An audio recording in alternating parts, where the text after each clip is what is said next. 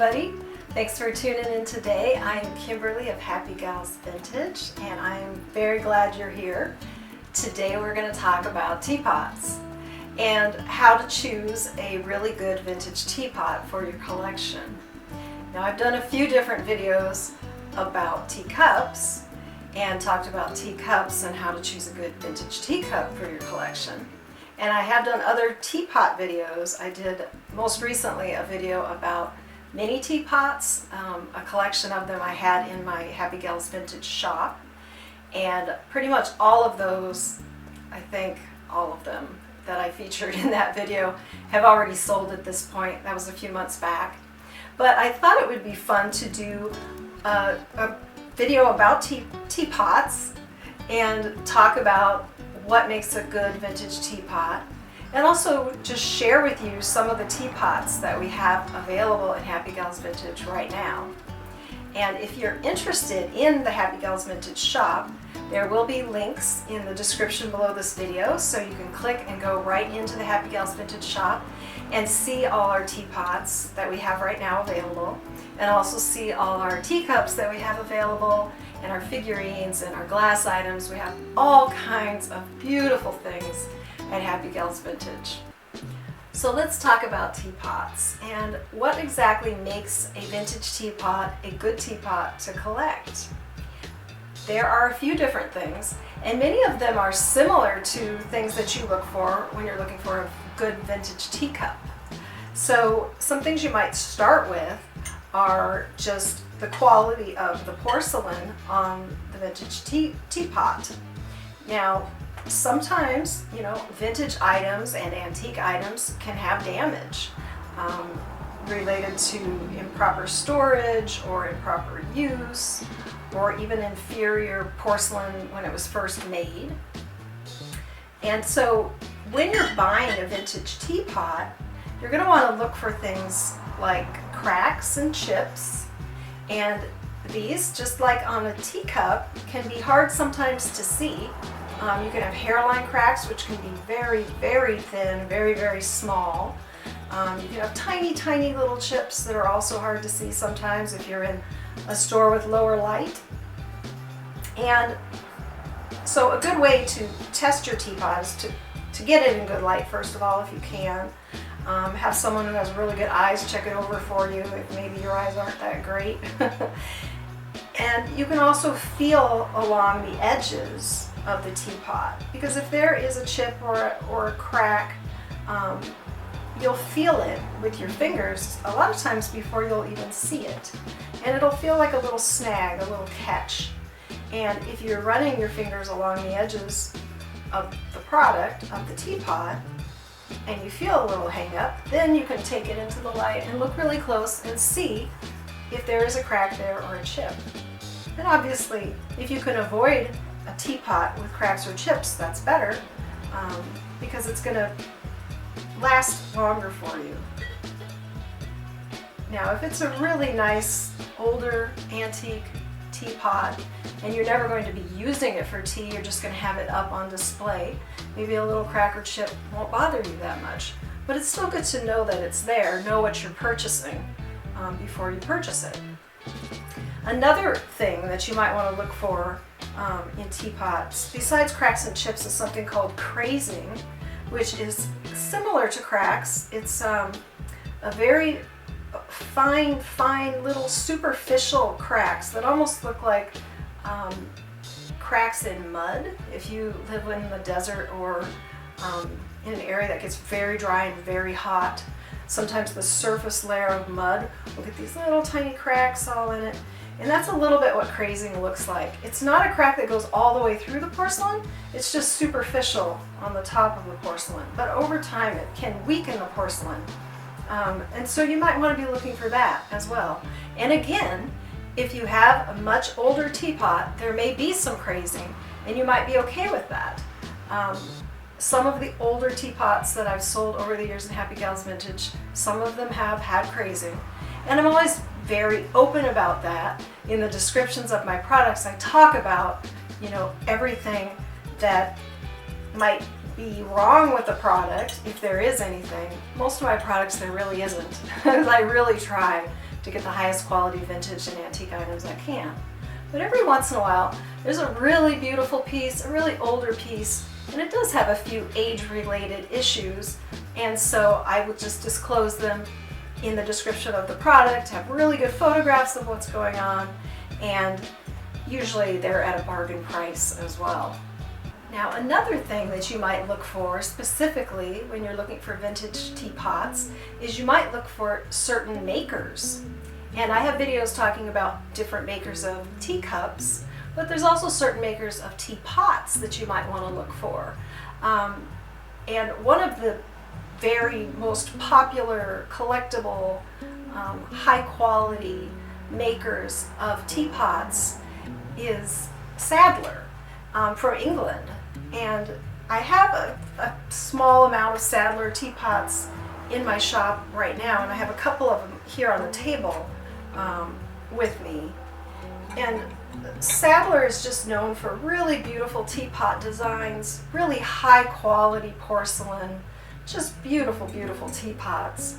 And they will always have their maker's mark. Usually it's pretty large on the bottom of the teapot. It's like an embossed, raised, their name right there, Sadler in England.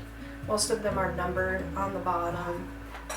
They're limited edition teapots. And because they're so well made, even as they're a little bit older, they're still a really nice quality porcelain, usually with very little problems or issues at all, even as they get older. This particular Sadler teapot is in really good condition. There's no chips or cracks or crazing, but there is a little bit of wear to the gold finishes here and there because it was used and loved over time. But other than that, it's just really, really beautiful, and it has such a nice design. And this one I'm going to be listing on the Happy Gals Vintage website very soon. I haven't listed it yet. I have noticed that when I do product videos where I share different products that are on the website, that sometimes if I list the product on Happy Gals Vintage on Etsy, and then I go to make a video, by the time I make the video, edit the video, and get the video uploaded to YouTube, the items are already sold. And I feel kind of bad about that because in the video I'm sort of showcasing these items and saying, hey, look at what you could go and get at Happy Gals Vintage, but by the time you watch the video, they're already gone. So I've been trying to sort of show off products, sort of give you a sneak peek and let you see products before I put them on the website, to at least give people a day or two, a little bit of time from the time you watch the video where the products might still be available. And this teapot that I was holding up just a little bit earlier is also a Sadler teapot, and it's got this really nice sort of oriental, Japanese kind of looking design that I just love, with sort of like the cherry blossom tree design on the side, and the shape of it is really, you know, unique and fun. So those are a couple of Sadler teapots that I have in the shop right now. I don't think I have any other Sadler teapots in my shop because the ones I've had most recently have all sold, and usually it's just within days of me getting a Sadler teapot they will sell. So it kind of gives you an idea of how much people like Sadler teapots and want to collect Sadler teapots. Now also, when collecting vintage teapots, you also might be interested in like collecting from a certain area of the world, a certain country or region. And you know, Sadler, I said, is from England, and there's other companies in England that make teapots. And this little teapot, which is almost like a coffee pot or a chocolate pot, you know, at the turn of the century, around 1900, the late 1880s, early 1900s, they were really into hot chocolate, and they would have chocolate pots, usually bigger than this, tall, so it kind of looked like a teapot, but it was tall and skinny. And every once in a while I get an antique or a vintage chocolate pot in my shop, and they're fun.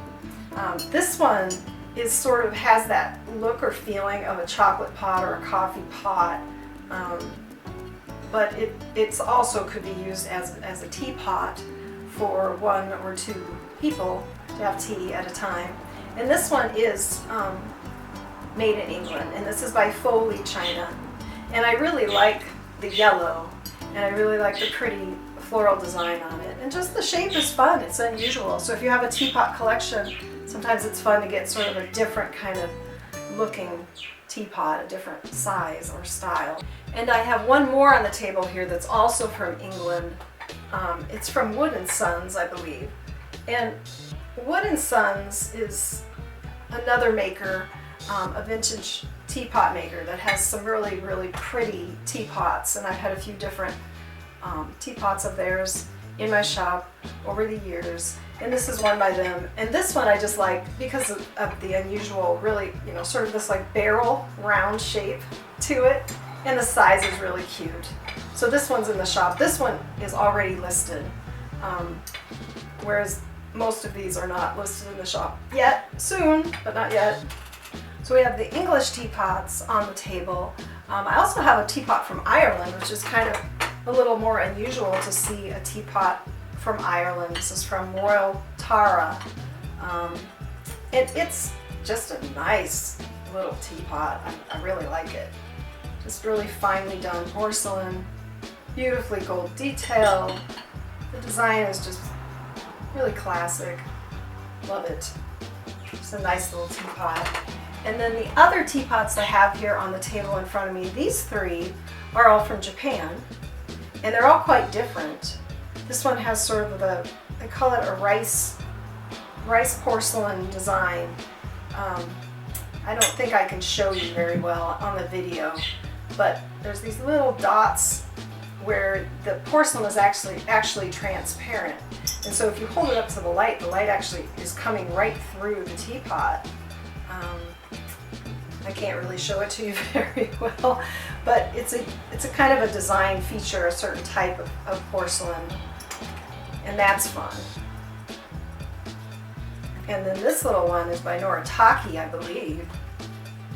And yes, Noritake, Japanese porcelain. Again, a really classically made, beautiful little teapot. There's no damage on this. It's absolutely gorgeous. I love the flowers and the pretty gold detailing. Just the classic shape of this teapot is really nice. And again, you know, it's a slightly smaller teapot. I don't have any really giant teapots here on the table with me right now. This is the biggest one. And now this particular teapot doesn't have a maker on the bottom. It was probably made in Japan or in China, but it's still very nicely made, right? Now it's not going to be as expensive in my shop or really anywhere in any shop, any vintage porcelain shop. It's not going to be as expensive as, say, a Sadler or Noritake, you know, a well-known maker. However, it can still be a really nice teapot to have in your collection. I mean, this is a pretty teapot, and it was well made, and there's no damage on this teapot. So just because it doesn't have a name on the bottom doesn't necessarily mean that you wouldn't want to collect the teapot or have it be part of your vintage porcelain set collection. Other things you might check for if you're going to go purchase a vintage teapot for your collection is maybe staining. Tea stains, even porcelain, over time, right? So, you know, you always want to like pull the top off and kind of check inside, check for chips and cracks, but also check for staining. Sometimes the top of the lid might be stained. Sometimes down inside the teapot might be stained. And this may not matter to you. If you're going to continue to use the teapot for tea, it's going to get stained anyway, so you may not care. Or if it's just a really gorgeous teapot from a really good maker and you're getting a good deal on it, it's a beautiful old Sadler teapot that you love in your favorite color, has a little staining on the inside, so be it, right? But that's something you might want to look for when you're shopping for a vintage teapot. And as you've been watching this video, you might have noticed the beautiful glass teacups that I have in the front of the table here. And I just wanted to kind of show them off because they're so pretty and right now the two yellow ones I don't have in the shop yet, or the blue one actually. I'm gonna list them soon.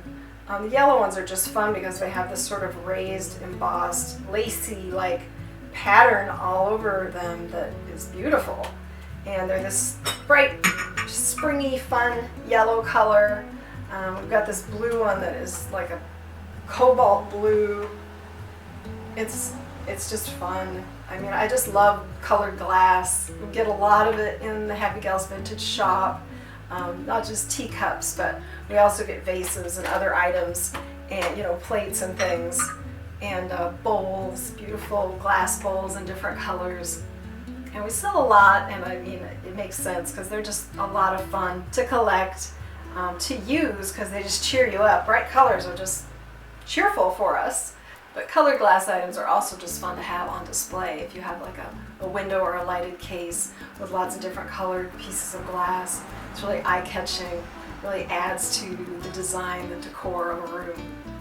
And this little green one, I think I already have this one listed in the shop. I've had several different types of green teacups, green glass teacups. They come and go really quickly, but I have this one in the shop right now. And also, speaking of colored glass, I have these two lusterware vases. It's lusterware glass. Now, there's a lot of lusterware porcelain out there, and I have showcased lusterware teacups on some of my videos, and I get a lot of lusterware teacups in my shop, and they sell very quickly because they're beautiful and fun. This is actually sort of a really orange, like a sherbety kind of orange lusterware vase, and I have two of them, and you could purchase them individually or together as a set, either way. But I thought they kind of dressed up the table here, and it would be fun to share with you as well. So I want to thank you very much for watching today. I hope you had fun kind of learning a little bit about vintage teapots and what to look for when you collect a vintage teapot. And again, if you saw anything that you really liked, or you're just kind of curious about my shop, Happy Gals Vintage on Etsy, you can take a look at the link in the description below this video. Just click on it, takes you right into the shop, and you can check out everything that we have there. I think usually we have about 400 items, give or take 50 one way or the other. It's hard to keep track sometimes, but I try to keep it really full of a lot of really fun vintage and antique items for gifts and just for people that want to collect beautiful things. And in addition to Happy Gals Vintage, I have 3 other Etsy shops, and the newest one is called How She Loves Us. And one of the things that we sell in the How She Loves Us shop are little figurines, little angel figurines. These two that are up in the front are little vintage musician angel figurines that are in the shop right now. We get porcelain angel figurines. Some of the angel figurines I make myself.